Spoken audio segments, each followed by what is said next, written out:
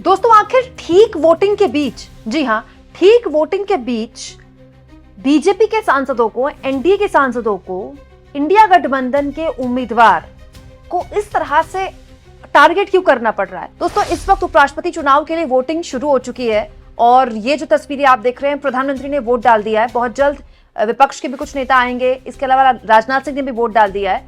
तो वोटिंग वहां शुरू हो गई। शाम 5 बजे तक का टाइम है। उसके बाद जो नतीजे हैं वो मैक्स टू मैक्सिमम 7:30-8 बजे तक आ जाएंगे। लेकिन हैरानी दोस्तों इस बात की हुई है कि आज सुबह जब बीजेपी और एनडीए के सांसद वोट डालने आए तो अचानक से सुदर्शन रेड्डी को सीधा टारगेट करने लगे।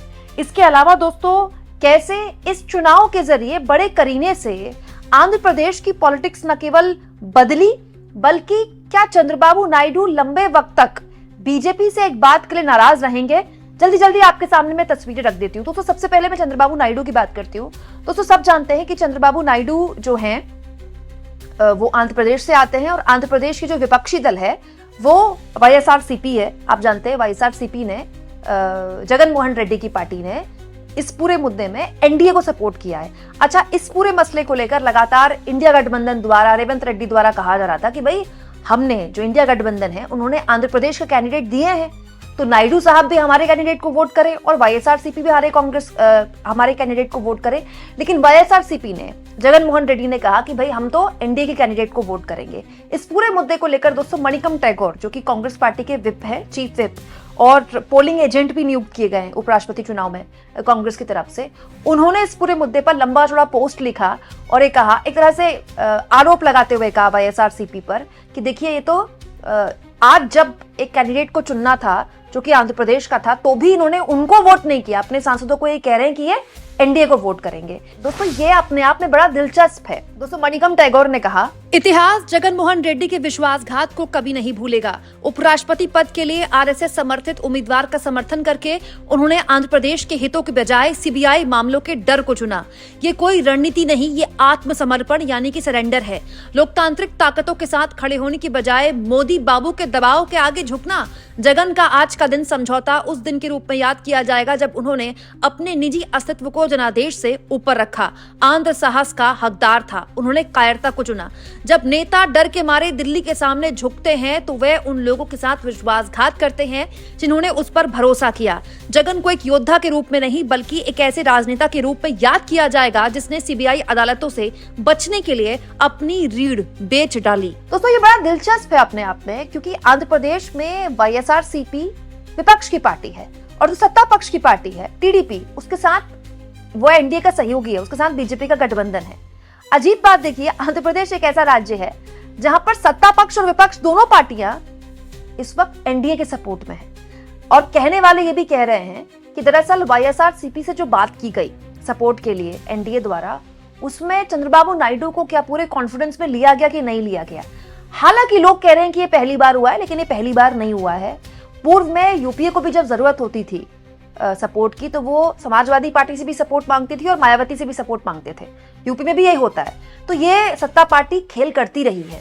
वो भी गठबंधन की सरकार थी, तब भी लोग इसको लेकर सवाल उठाते थे। ये भी गठबंधन की सरकार है, इसलिए लोगों ने सवाल उठाने शुरू कर दिए हैं कि ये हो क्या रहा है। ये कैसे हो सकता है कि एक राज्य में सत्ता पक्ष और विपक्ष दोनों पार्टियां एक ही गठबंधन के कैंडिडेट को वोट कर रही हैं। दोस्तों इसके अलावा एक और बड़ा खेल हो गया है। नितिन गडकरी की तारीफ कर रहे हैं समाजवादी पार्टी के लोग। दोस्तों समाजवादी पार्टी के वरिष्ठ नेता हैं और यूपी विधानसभा में नेता प्रतिपक्ष हैं। राम गोविंद चौधरी ने केंद्रीय मंत्री नितिन गडकरी की तारीफ करते हुए कह दिया है कि पूरे मोदी जी के मंत्रिमंडल में जो सबसे बढ़िया काम करते हैं, सबसे अच्छा काम करते हैं, वो गडकरी साहब है। गडकरी साहब को लेकर एक चर्चाएं चल रही हैं कि उनके घर में बीजेपी के कुछ सांसदों की मीटिंग हुई है। मुझे नहीं पता, ये सोशल मीडिया में चर्चा है, मेरे पास इसकी कोई जानकारी नहीं है कि कुछ बीजेपी सांसदों को बुलाया गया है, भोज वगैरह कराया गया, उनके घर में या मीटिंग हुई है या बाहर मीटिंग हुई है, तो मुझे नहीं पता। लेकिन हाँ, ये कहा जा रहा है कि गडकरी साहब इन दिनों काफी एक्टिव दिख रहे हैं। हालांकि गडकरी साहब तो लगातार सरकार को लेकर कुछ ना कुछ ऐसा बोलते रहते हैं जो वो सुर्खियां बनाते हैं। लेकिन सुदर्शन रेड्डी को लेकर एक बात बोली जा रही है आज सुबह से। ये बड़ी अजीब बात है दोस्तों। सुदर्शन रेड्डी सब जानते हैं कि न केवल आंध्र प्रदेश की हाई कोर्ट के जज रहे, गुवाहाटी हाई कोर्ट के जज रहे, सुप्रीम कोर्ट के भी जज रहे। सुदर्शन रेड्डी को जब उम्मीदवार बनाया गया इंडिया गठबंधन द्वारा तो अमित शाह ने उनको टारगेट करना शुरू कर दिया कि इन्होंने तो सुप्रीम कोर्ट के जज रहते हुए ऐसा फैसला सुनाया जिसकी वजह से नक्सलवाद को खात्मा करने में हमें इतने साल लग गए, नहीं तो बहुत पहले नक्सलवाद समाप्त हो जाता छत्तीसगढ़ से। उसकी बहुत तीखी प्रतिक्रिया सुदर्शन रेड्डी ने दी थी कि मतलब एक सुप्रीम कोर्ट के जज अगर अपना काम कर रहे हैं तो इसको लेकर भी इतने सालों बाद उनके फैसले की इस तरह से आलोचना आप नहीं कर सकते, क्योंकि फैसला कोर्ट देता है, जज नहीं देता है। लेकिन आज बड़ी हैरानी की बात है कि मैं देख रही हूं बीजेपी के कई सांसद, इनफैक्ट एनडीए के भी सांसद, ललन सिंह को मैं सुन रही थी, जेडीयू के सांसद, वो भी जब वोट डालने आए आप संसद भवन तो वो भी सुदर्शन रेड्डी को लेकर यही बात बोल रहे हैं। बीजेपी के सांसद सुदर्शन रेड्डी को यही बात बोल रहे हैं कि इनके फैसले की वजह से नक्सलवाद खत्म नहीं हो पाया, ये क्या संविधान की रक्षा करेंगे। ये बड़ी अजीब बात है दोस्तों कि व्यक्तिगत तौर पर यहाँ पर सुदर्शन रेड्डी को टारगेट किया जा रहा है, वो भी आज के दिन, आज जब वोटिंग हो रही है। वही रेड्डी साहब खुद भी बड़े एक्टिव है, जबरदस्त तरीके से हर दिन वो मीडिया से मुखातिब होते रहे, बात करते रहे। आज फिर उन्होंने अपनी जीत का दावा ठोक दिया कि मैं जीत रहा हूं, मैं जीतने के लिए चुनाव लड़ रहा हूं। और उन्होंने ये भी कह दिया कि मैं तो क्रॉस वोटिंग जानता ही नहीं हूं, मैं तो ये जानता हूं कि अंतरात्मा की आवाज सुने सांसद। और क्यों? क्योंकि दोस्तों सीक्रेट बैलेट से चुनाव होना है, व्हिप जारी होता नहीं है। एक और इंपॉर्टेंट चीज हुई है दोस्तों, वो ये हुई है कि सचिन पायलट ने अचानक से बयान जारी करके कह दिया, अभी थोड़ी देर पहले प्रेस कॉन्फ्रेंस की है, राजस्थान से आते सचिन पायलट, कि आज के दिन हमको धनखड़ साहब याद आ रहे, पता नहीं कहां चले गए। आज तक इस देश को पता नहीं चला, सचिन पायलट ने बोला है कि आखिर धनखड़ साहब कहां गायब हो गए, उन्होंने क्यों इस्तीफा दिया और इस्तीफा देने के बाद कहां गायब हो गए। अगर वो इस्तीफा ना देते तो ये चुनाव ही ना हो रहा होता। तो आज तो हम चुनाव में जा रहे हैं, लेकिन देश को ये तो पता चलना चाहिए कि धनखड़ साहब कहां गए।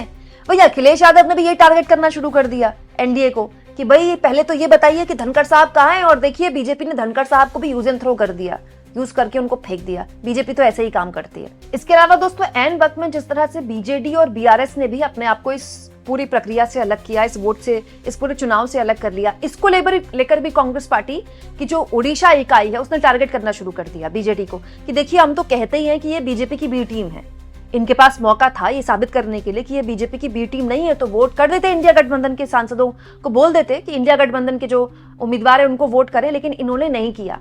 तो देखिए राज्य के अंदर भी बड़ी पॉलिटिक्स इस चुनाव के बाद हुई है। देखिए चुनाव जीत और हार का तो है ही नहीं, सब जानते हैं कि एनडीए के लिए अपना कैंडिडेट जिताना कोई दिक्कत नहीं है। बस नजर सबकी यही है कि क्या क्रॉस वोटिंग होती है, इधर से होती है कि उधर से होती है।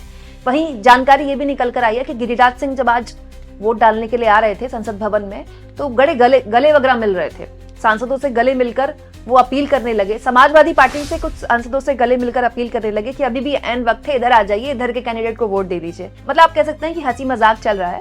और ये आखिरी वक्त में जो इन्फ्लुएंस करने की कोशिश होती है ये हर तरफ से चलती है। ये विपक्ष के नेता भी करते हैं। क्यों? क्योंकि सब सांसद एक दूसरे से ऑन रिकॉर्ड ऑफ रिकॉर्ड तो बातचीत करते ही रहते हैं। और जैसा कि मैंने आपसे कहा कि पार्टियां इसमें कोई निर्देश नहीं देती, कोई विप जारी नहीं होता, तो हर सांसद जो विपक्ष का है वो सत्ता पक्ष से कह रहा है आ जाइए इधर, हमारे कैंडिडेट को वोट दे दीजिए।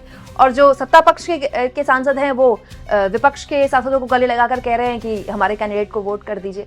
बड़ा दिलचस्प है ये चुनाव। और इस चुनाव में जो नैरेटिव बनाना चाहता था विपक्ष, एक्चुअली में वो इस नैरेटिव बनाने में तो कामयाब रहा कि देखिए बीजेपी में घबराहट है, बीजेपी नर्वस है, बीजेपी बड़ी तैयारी कर रही है। हालांकि बीजेपी हर चुनाव के लिए तैयारी करती है, ऐसी तैयारी करती है। लेकिन अब देखना दिलचस्प होगा दोस्तों कि क्रॉस वोटिंग होती है क्या, और अगर होती है तो फिर ये क्रॉस वोटिंग किस खेमे से होती है, क्योंकि दोनों तरफ से तैयारियां चल रही हैं। इधर तो खैर बहुत से लोग बात कर रहे हैं विपक्ष के, सत्ता पक्ष के लोग भी बात कर रहे हैं विपक्ष के लोगों से। आप इस मुद्दे पर क्या सोचते हैं दोस्तों? निकलते निकलते ये चुनाव रात तक किस और करवट बदलेगा, कमेंट बॉक्स में जरूर लिखें। और एक और बात मैं आपसे जानना चाहती हूँ, सुदर्शन रेड्डी इतने मुखरता से मीडिया से बात कर रहे थे, क्या आपने एनडीए के उम्मीदवार सीपी राधाकृष्णन का इतना मुखरता से ना बोलना आपको अखरा? उनको बोलना चाहिए था। वो उपराष्ट्रपति अगर बनना चाहते हैं, वो कैंडिडेट हैं, उनको भी मीडिया में आकर अपनी बातें रखनी चाहिए थी, देश को अच्छा लगता। और जितना हो सके दोस्तों चैनल को शेयर भी करें और सब्सक्राइब।